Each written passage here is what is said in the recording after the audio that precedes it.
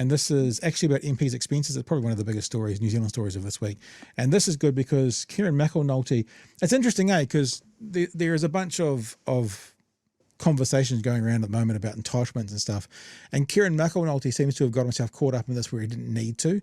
He explains in this how the ombudsman, I think it's called, or the person in charge of pecuniary interests actually told him he didn't need to declare this, but he wanted to declare this because he didn't want there to be anything untoward accusations. And because he declared it, he's now caught up in the middle of this whole thing with, I think, 22 other MPs who are taking...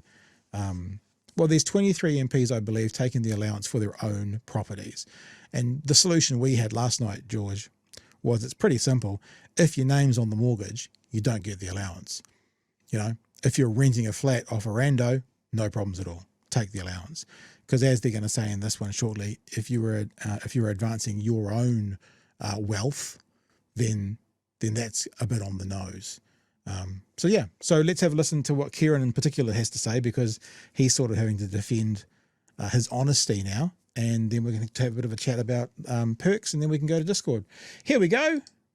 Kieran, obviously I'm going to start with you. Why do you feel comfortable renting a property that your wife owns? This is a recent development for us. It's happened since we got married in January. I've always claimed the supplement as an MP that's based outside Wellington. Basically, every MP that isn't based in either Wellington, the Hut or Porirua gets access to this so that they can have accommodation. And the rules have always been, well, certainly as long as I've been there, that you can use it for a hotel or a rental, or if you happen to own the property, you can use it to pay the costs. So this is part of the rules. Yeah. It's what you're entitled to, but should you be able to profit off your own property? I know it's under her name, but you're married. Yeah, I mean, look, we weren't trying to be tricky about that. That's just the truth. That's the situation. And so we were upfront about that.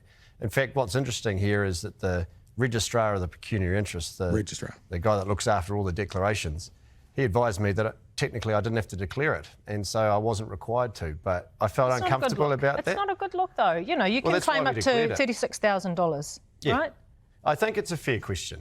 And I think that aspect of it is what really appears to have caught people's attention. I don't think anyone actually says that MPs shouldn't be able to use this allowance to have accommodation in Wellington. That generally is fine. It's the ownership part of it. Yes. And so for me, that's been relevant since January.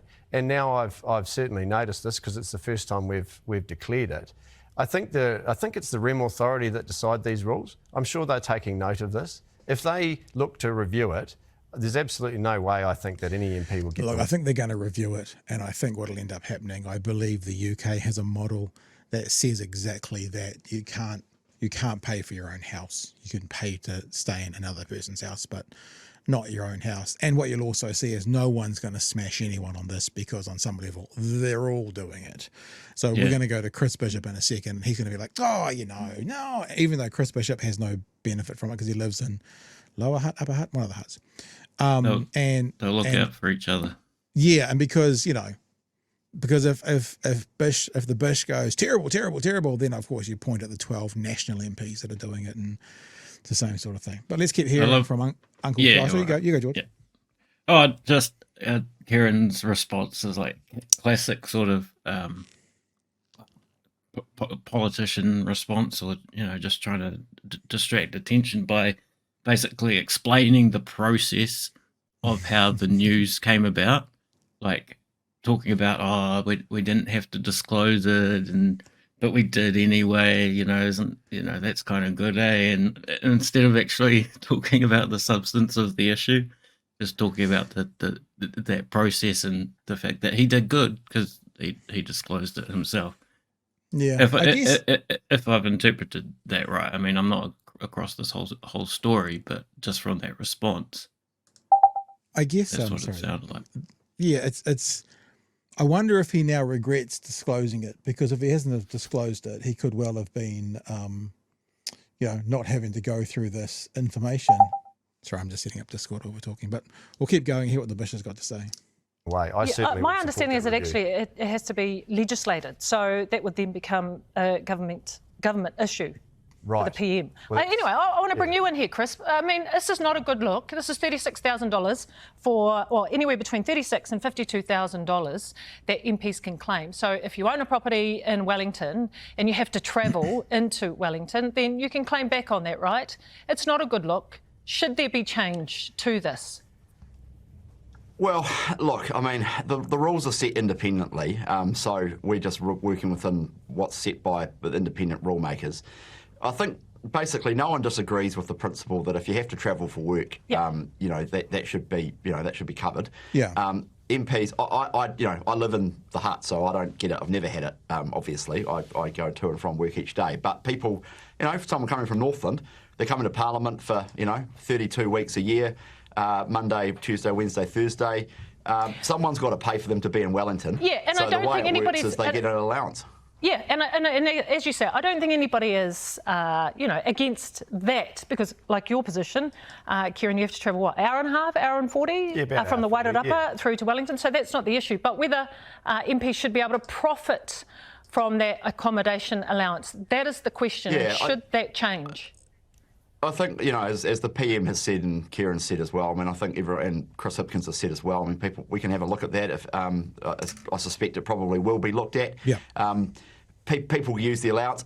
I know MPs, some people rent an apartment. No one's got a drama with that.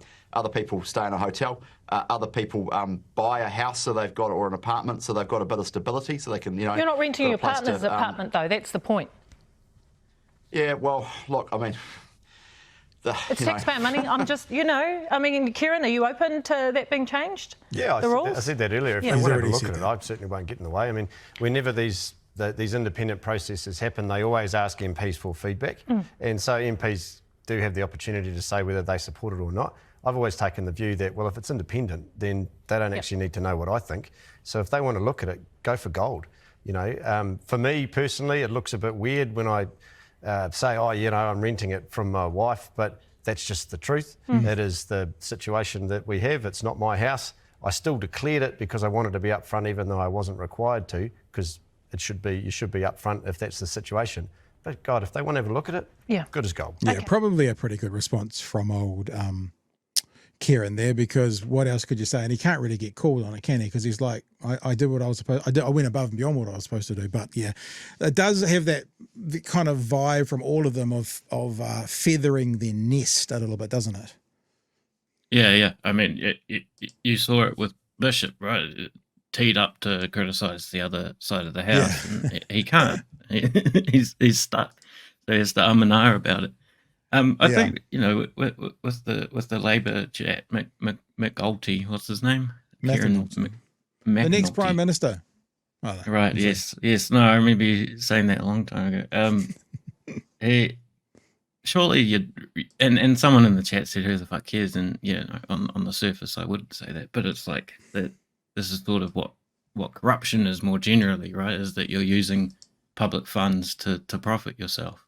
And surely he could have stopped and thought at that moment that maybe it's not a good idea. Yeah, that's the interesting part. It's also the optics, what they decide to do. And I also think that there is a different yardstick if you're a National Party MP, but only because the National Party has spent the past 18 months talking about, we're not going to treat the country like an ATM. Literally, we're not going to treat the people like an ATM is what Luxon has said. And they've said about waste, and they said about, $36,000 on a lunch and this kind of stuff. So what we try and do here, George, as much as we can, at the very least, is to hold National to the same standard they insisted on holding Labour to. And the irony is at the moment, there's lots of stuff happening that if it was 18 months ago, National would be screaming at Labour for doing that they're doing themselves, so. And I think this is one of the things.